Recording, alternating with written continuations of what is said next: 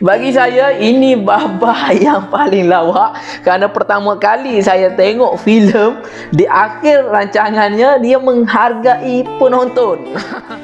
Saya nak buat review berkenaan dengan filem yang diarahkan oleh seorang anak muda yang sangat berani dan telah pun mencatat keuntungan dan tontonan yang sangat ramai selepas ia ditayangkan.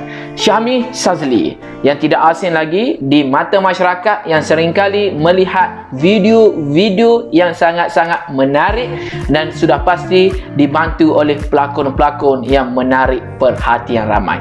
Mae Toteng hari ini menjadi fenomena baru kepada dunia perfilman negara kita Malaysia. Ramai netizen di luar sana tertanya-tanya, apakah maksud Mae Toteng? Dan ada segelintir di luar sana yang tidak faham apakah maksud Toteng dan telah pun memberi satu gambaran yang kurang enak ataupun tidak senonoh. Dikatakan Toteng itu memberikan satu maksud yang sangat-sangat lucah dan sebagainya. Tapi hari ini saya nak jelaskan sebagai orang Kelantan yang sangat sinonim dengan nama sebegitu, apakah maksud Toteng. Mae, kebiasaannya Mae di negeri Kelantan ada pelbagai perwatakan. Ada Mae A, Mae B, Mae C, Mae serius, Mae okey, Mae garang dan ada Mae yang lawak. Oleh kerana ada Mae yang lawak dan seperti dalam filem Mae Toteng ini menggambarkan Mae yang lurus bendul. Jadi kebiasaannya bila perwatakan yang lawak ataupun lurus bendul ini, Toteng akan digunakan dan sangat-sangat sesuai, iaitu Toteng. Toteng itu bukan menggambarkan perkara-perkara yang negatif.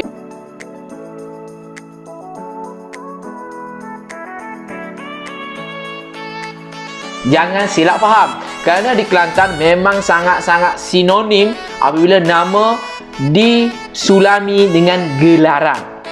Rito, Hafiz Jambu, Syafiq Butir, apa lagi? Yakub pagi, ada Yakub pendek, macam-macam gelaran. Kerana orang Kelantan sangat-sangat mudah mengenali dan mengingati seseorang itu menggunakan gelaran. Sama juga dengan suami isteri. Kebiasaannya apabila kita sebut Suding, kita tidak akan tinggal isterinya. Suding mak ayah Suding. Esok Yusuf, macam tu. Yusuf esok. Jadi inilah kehidupan rakyat Kelantan apabila dia memberikan nama kepada orang-orang ataupun kenalan-kenalan supaya mudah diingati. Sama juga dengan kebiasaannya kita dengar, iaitu beruk. Beruk biasanya dikaitkan dengan mak ayah. Beruk mak ayah. Jadi Mae Toteng pada hari ini bukannya kata nama yang memberikan maksud yang buruk, tetapi ia satu gelaran untuk menggambarkan kepribadian seseorang itu. Mae Toteng memberikan gambaran yang sangat-sangat lawak, lurus bendul dan untuk membezakan dengan Mae yang lain. Filem Mae Toteng dia sangat-sangat menarik perhatian penonton kerana mesej yang disampaikan itu sangat-sangat ringan, dia tidak berat dan penonton tidak perlu nak fikir-fikir benda-benda yang berat. Jadi tontonan ini sangat sesuai untuk isi keluarga dan ditonton di musim PKP ini sangat-sangat sesuai kerana masyarakat di luar sana diberikan dengan tekanan demi tekanan, tapi perlukan satu bentuk hidangan tontonan filem yang ringan dan untuk jadi hiburan. Jadi Mae Toteng sebenarnya bukan berbentuk hiburan semata-mata, tetapi ia memberikan mesej-mesej yang dilapiskan, yang dikiaskan dengan bentuk hiburan. Jadi kalau kita lihat di belakang sana, filem ini cuba untuk bermain emosi dengan penonton, tetapi emosi itu tidak memberikan konflik yang sangat tinggi kerana Syahmi ini pandai untuk mengubah daripada sedih kepada gembira, daripada benda yang tegang kepada benda yang lawak jenaka. Kalau kita lihat mereka pertamanya ingin berputus hubungan antara Mae dengan Zaitun. Jadi kita nampak ketegangan di situ. Mae menggunakan apa segalanya kelemahan yang dia ada untuk membuktikan bahawasanya dia sebenarnya jujur dalam percintaan, termasuknya menggunakan bibir yang besar ini yang sentiasa mengingat membaca doa di setiap doa-doa Mae, dan telinga ini yang capang inilah yang menjadi telinga yang sentiasa mendengar keluh kesah daripada Zaitun. Tetapi itu cuba untuk bermain emosi, tetapi dia ditutup dengan lawak jenaka apabila Mae sendiri minta tolong Zaitun untuk tarik motor dia. Kita tengok sendiri bagaimana Syahmi Shazali dia nak tukar emosi penonton itu. Dia tak nak penonton ini rasa emosi itu ditarik lebih tinggi. Dia tak nak benda ini akan berlarut-larutan. Jadi dia tukar mood penonton itu kepada lawak jenaka, sebab tujuannya adalah untuk menghibur. Dia tak nak bagi tekanan demi tekanan kepada para penonton.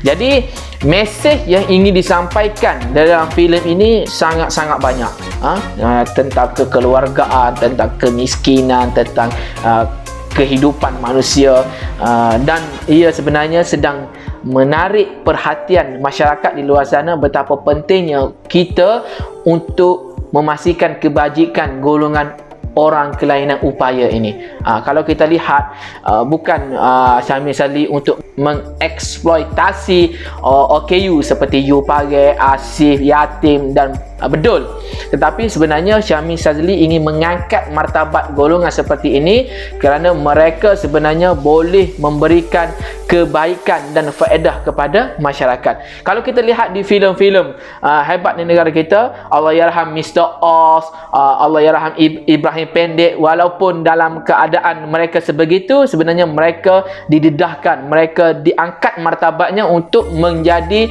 sekurang-kurangnya menjadi pelakon ataupun artis yang sukar untuk kita cari ganti pada hari ini. Jadi Syahmi Shazali menggunakan watak OKU pada setiap filem ataupun video yang dia arahkan bukan bermaksud ia nak merendahkan martabat OKU, tetapi ingin mengangkat martabat OKU. Saya sebagai insan yang sempurna tidak boleh menjadi seperti mana You Page, Asih, Yatim dan Bedul. Jadi itu satu kelebihan yang patut kita berikan penghargaan kepada Syahmi Shazali kerana berjaya mencari ikon orang kelainan upaya diangkat sebagai pelakon yang hari ini mendapat sokongan, mendapat tontonan yang ramai daripada masyarakat di luar sana. Baik, seterusnya di dalam filem ini Syahmi Shazali ingin mengangkat martabat orang kelainan upaya seperti You dan Asif di dalam filem ini, bagaimana mereka menjadi terpaksa berdikari untuk mencari pekerjaan. Jadi inilah yang berlaku di dunia sekarang apabila orang OKU seringkali dieksploitasi untuk menjadi minta sedekah, kan, kerana melihat kepada kekurangan mereka itu mungkin akan menarik simpati orang ramai untuk menghulurkan sedekah. Tetapi dalam filem ini jelas menggambarkan bahawasanya Syahmi Shazali ingin mengangkat dan ingin meletakkan orang kelainan upaya itu di tempat yang sebenarnya dari segi mendapat pendidikan, mendapat perlindungan, dan mereka juga berhak untuk dihargai. Jadi dalam filem ini saya angkat kedua-dua ibu jari saya untuk memberikan penghargaan kepada Syahmi Shazali kerana berjaya mengangkat dan memberi mesej yang berguna kepada masyarakat bahawasanya orang kelainan upaya tidak boleh dinafikan haknya. Yang pertama, untuk mendapatkan pendidikan, mendapatkan kebajikan dan perlindungan daripada masyarakat di luar sana. Seterusnya saya tertarik dengan perwatakan Teacher Siti yang tidak menafikan dua pelajar baharunya iaitu Bedul dan Yatim. Walaupun mereka ini kelainan upaya, mereka juga berhak untuk bersama-sama mendapatkan pendidikan. Jadi ini sebenarnya mesej yang sangat jelas kepada masyarakat di luar sana bahawasanya OKU berhak untuk mendapat pendidikan walaupun ia ditentang oleh ibu bapa pelajar kelas yang menghadiri kelas tuition itu. Tetapi sebenarnya yang tersirat juga ingin menampakkan bahawasanya kebiasaannya orang OKU ini dijadikan sebagai tempat kita untuk release tension. Kebiasaannya apabila ada orang kelainan upaya, ia sebenarnya menjadi menjadi satu ketenangan kepada kita untuk sebenarnya kita menghargai diri kita yang dicipta dalam keadaan sempurna, berbeza dengan sahabat-sahabat kita yang dilahirkan dalam keadaan yang tidak normal seperti bedul dan yatim di dalam filem ini. Dan ia jelas menggambarkan bahawasanya walaupun ia adalah seorang OKU, dia tidak boleh dinafikan hak, dan OKU memberikan satu fenomena baharu kepada masyarakat pada hari ini kerana mereka juga boleh berjaya seperti mana insan normal. Okey, dalam filem ini juga ia menggambarkan satu mesej yang sangat-sangat menyentuh perasaan khalayak ataupun masyarakat di luar sana, bahawasanya seorang ayah, seorang ibu patut menjadi pelindung yang patut memberikan kebajikan, tidak boleh menangguk di air yang keruh, menantikan keuntungan daripada orang OKU. Okey, biasanya apabila anak OKU ini biasanya akan mendapat bantuan daripada kerajaan, iaitu Jabatan Kebajikan Masyarakat.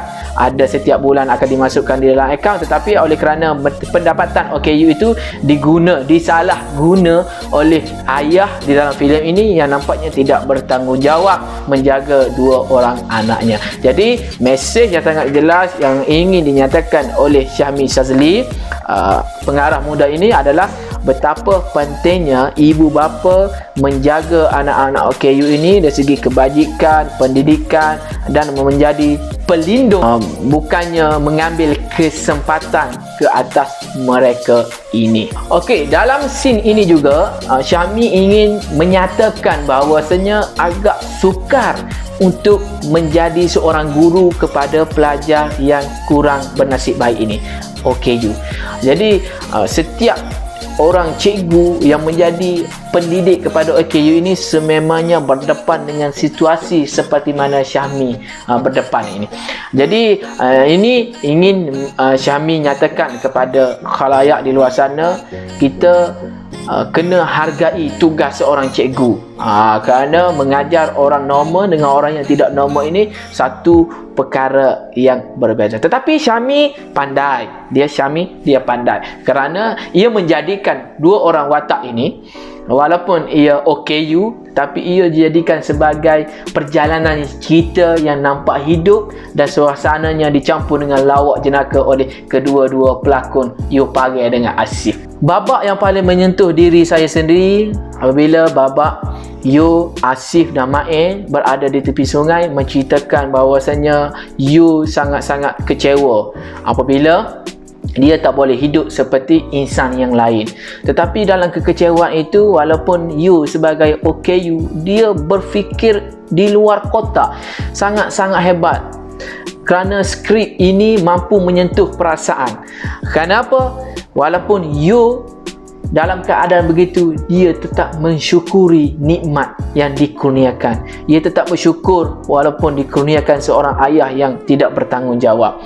Kerana ayah yang tidak bertanggungjawab itulah yang sanggup membesarkan dia dan sanggup mengakui bahawasanya Yu dan Asif ini sebagai OKU. Jarang berlaku. Keburukan seorang ayah itu kita nampak buruknya seperti itu, tapi kita tak nampak kebaikan yang terselindung. Tetapi tahniah Syahmi, tahniah kepada Yu, tahniah kepada Asif kerana berjaya membawa watak ini yang memberi kesan kepada masyarakat di luar sana. Tetapi Syahmi sekali lagi dia tidak bertindak untuk menarik emosi penonton itu ke peringkat yang lebih tinggi kerana dia nak orang tak stres, penonton tak stres. Kerana apa? Kita tengok disulami dengan lawak jenaka iaitu Asif. Tiba-tiba tertanya-tanya, kalau Yu nak tarik ayahnya masuk syurga, Asif nak tinggal kat mana? Itu sebenarnya meninggalkan satu mesej yang sangat-sangat menikam hati lah, menikam lubuk sanubari saya sebagai penonton yang menyaksikan filem Mak Topeng ini. Di dalam babak ini juga Syahmi ingin memberikan mesej kepada masyarakat di luar sana sediaan perkahwinan, kerana seringkali kita didedahkan dengan perkara-perkara yang boleh mengaibkan kepada pasangan pengantin, iaitu kena lafaz doa kunut di depan khalayak kan, kena baca rukun iman, rukun Islam di tengah-tengah khalayak. Jadi ia sebenarnya memberikan satu situasi yang kurang baik apabila sekiranya pengantin itu boleh baca. Alhamdulillah, kalau pengantin itu gugup ataupun dia lost, ketika itu mereka pengantin kebiasaannya rasa gedebar, rasa berdebar, rasa gelabah dan sebagainya, sehingga lupa apa yang patut mereka lakukan. Tetapi ini satu mesej yang sinis yang ingin digambarkan kepada khalayak betapa pentingnya untuk kita menjaga maruah pasangan pengantin. Boleh nak baca doa kunut, boleh nak baca rukun iman, tetapi kena menghadap hanya imam dan bakal pengantin sahaja. Jadi ini sebenarnya memberikan satu impak yang positif kepada kehidupan kita seharian. Dan ada juga fenomena bahawasanya kita kena bercumbu ataupun kena batalkan wuduk bila kita dah sah menjadi suami isteri. Tegur oleh kadi yang menjadi ditegur oleh kadi kerana nak batalkan wuduk tak semestinya kita kena bercium, nak dengan, cukuplah sekadar dengan kentut. Ini menggambarkan satu mesej, satu intipati yang sangat-sangat menyentuh sanubari dan ia sangat sampai kepada masyarakat walaupun ia disulami dengan lawak-lawak jenaka. Baik, di babak ini juga Syami ingin menyatakan bahawasanya OKU juga berhak untuk kita hargai. Pendidikan yang mereka dah dapat, kelas yang mereka telah hadir, kita sebagai masyarakat kena menghargai OKU seperti you dan Asif dalam mendapatkan pendidikan. Majlis convocation ini nampak santai, nampak biasa saja, tetapi ia memberikan 1001 makna kepada golongan yang kurang bernasib baik seperti watak you dan Asif.